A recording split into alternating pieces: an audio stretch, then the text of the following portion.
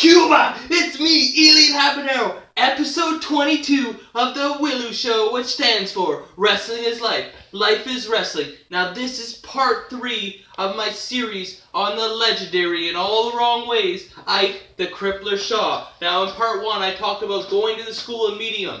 Part 2 I talked about doing my first show in ACW for Ike. And at the end of that episode I told everyone how Ike said he was so embarrassed for me, and that even though steroids were banned in his school, he needed me to take steroids. And when I told him I had no more money left, since he took all my money, then he said I couldn't be on any of the shows until I got bigger. So I tried to work out. I had a fast metabolism, but I tried to gain weight. I tried doing everything, and I was working hard at it. And then, we had this show in Leamington.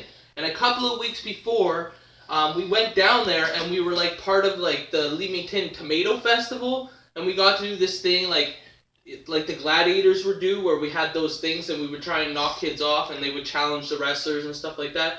It was really fun, and we got to be part of the parade going through the town. I got to dress up as the referee, and we got on this wooden float and go through the parade and everything through the main street.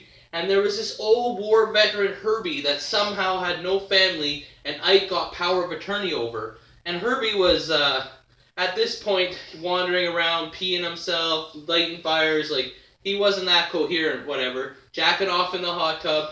And they had this brand new Ford Harley-Davidson truck, like, never been driven out of the lot. And it was part of the parade. And Ike convinced the parade promoters to let Herbie ride in the Harley-Davidson truck. And of course, Herbie peed himself in the truck and got all over the interior, and it must have cost a few $100s to get that washed out. Now, on the day of the parade, the night before the parade, Ike indulged himself. Like, he got us a little like trailer in the back for us to sleep in the parking lot of the hotel. But he, of course, got a hotel room, and he went all out on the food, the room service, and he got himself some morphine patches or pills or whatever he was into, and he got a little carried away. So the next day, Ike's supposed to take us to do this parade. Well, Ike can't get out of bed. So he phones the parade organizers and asks them if there's any way... No, sorry, he didn't ask them. He told them they needed to reroute the parade so it would go past the hotel so he could watch. Because, of course, he was Ike the Crippler Shaw, a legend, and they needed to do everything to please this man. Of course, they can't just go and reroute the whole parade, so he didn't get his wish. So, anyway, there's still a couple weeks till the actual show. And Ike used to, I was the only one at this time that worked. There was only 5 of us at school. The rest of the guys were American, except for Powder, who was from Newfoundland. But none of them had jobs, but I did. And I had to get up at 5 a.m. to go work for Cambridge Towel. And, but I would stay up late with the boys, because after practice we would go talk about wrestling, and I just liked hanging out with the guys and getting to know them, and mostly just talking about Ike. Whatever happened during the day, someone witnessed a funny story, we would all get together late at night and have a few Snickers about it at nighttime. So I'd always stay up late, but I'd be tired. So, Ike would wake me up at 4 in the morning, and I had to get up in an hour, and I only had 3 hours sleep. And I remember him going, "Elian, you need to turn around and change the light bulb." And I'm like, I get up and there's 3 other people up. I'm like, "Ike, you couldn't have asked any of these other guys to do it? I have to get up for work." And he's like, "Gotta learn to pay your dues, brother." So I'm paying my dues, changing the light bulb while everyone else laughing at me. And there's even somebody that offered, "I'll do it for Elian." He's like, "No, Elian needs to do it. He needs to learn his place." So, and then I'm like, I'm finally going back to bed. And Ike goes, "Elian, I need to ask you." Remember, I can't do the Ike Shaw voice good. "We're going to turn around and order some pizza out of the student fund." I said, "What's the student fund?" He's like, "Well, I put some money aside in the student fund in case you boys ever wanted anything." I'm like, "Well, why didn't you tell me? There's been lots of things I wanted." So anyway, he's like, "Can we order pizza out of the student fund? Is it okay with you?" And I'm like, I didn't even know we had a student fund, and does it really matter? It's obviously not up to me, but yeah, order some pizza, that's fine. So I go back to bed, and he wakes me up 45 minutes later. "Elian, you want some pizza?" "No, I want to sleep, please. Come on, man." So after that, I learned this trick because I wasn't, like, I was really skinny. And I learned this trick where, like, I would, and now I still sleep this way to this day because of this. I would wrap myself up in the blanket and, like, go against the wall. So Ike would come in sometimes and he'd still wake me up, but he'd be like, "Where's Elian?" And he's like, "Oh, he must not," and I had the top bunk. "He must not be here." And I would just be like trying not to snicker too loud so he wouldn't hear me. But from then on, he never thought I was there. Like, where did he think I was at 3 a.m. in the morning? Like, what a guy. So anyway, we go to do, a couple weeks later, I could convince APTN, which is like the Aboriginal network, and it was national. It was like on everybody got this channel for free, like CBC, because it was like the Aboriginal network.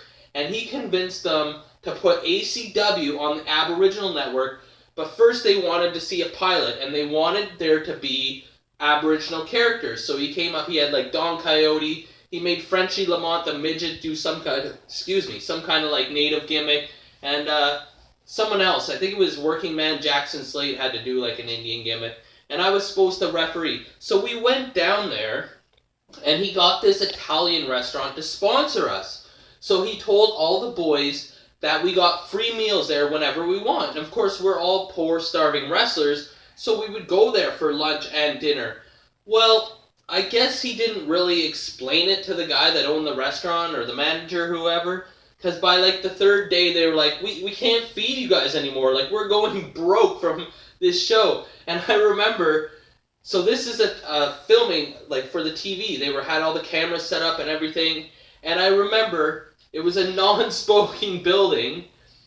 And this is before, like, now everything's non-smoking, but back then a lot of places were still smoking, but this was specifically a non-smoking building. And during the tapings, Ike is wandering around smoking a cigarette, and he even was like, he ashed in this little kid's hair. He's like standing there smoking a cigarette, and he's like ashing. It's like going in this kid's hair, because I was watching from the balcony. I had to film Bobby Roode's match for him.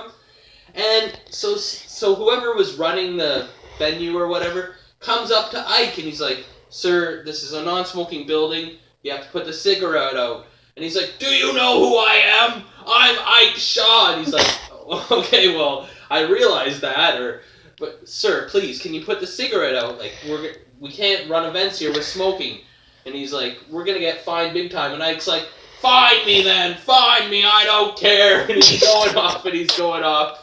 And it was so bad, So he did the pilot, and they were interested, and he kept demanding more money and more money and more money. Like, this was a great opportunity for his company to be on national network, because then he could run shows and like sell it was such a great opportunity, but he kept demanding more and more money out of them. And then finally they canceled the deal. The pilot episode did run, but that was it. And what a character this guy was. Like, there's so many funny stories I could tell. Like, I remember the one time we went down to Riverside Park, like 4 of us. There was only 5 of us in the school, so there was like 4 of us and someone else had gone out.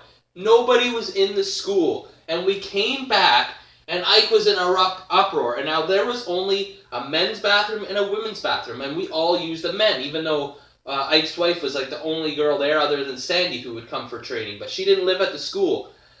And there was this turd in the toilet with blood, and it was overflowing there, so there was like poo water all over the floor, and there was the turd like the size of 2 of my fists. It was like a baby's head in the toilet with blood, and he's like, "Whoever did this needs to clean it up." And we're like, "We weren't here, Ike." And it was like one of those things, like, normally Ike got his way because nobody wanted to get kicked out. They wanted to train and get their money's worth, if that was even possible.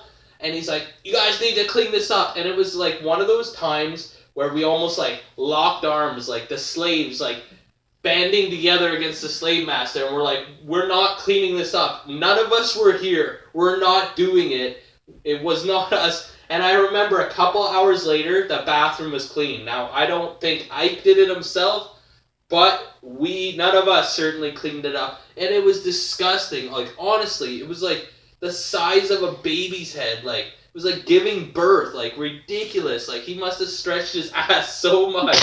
It was so gross. So this is part 3 of the Ike the Crippler Shaw saga. Just things that I experienced from my own eyes. Part 4, I'm going to talk about when he finally started letting me wrestle again, and then we had this big fight about he was trying to cancel the match like a couple days before. But this is part 3 of the Ike Shaw story. This is episode 22 of the W.I.L.L.I.W show, which of course stands for Wrestling is Life. Life is wrestling. Remember, like or you get a leg drop, comment or you get a clothesline, subscribe or you get a suplex. I'm your host. I'm Elian Habanero. I love wrestling. Cuba!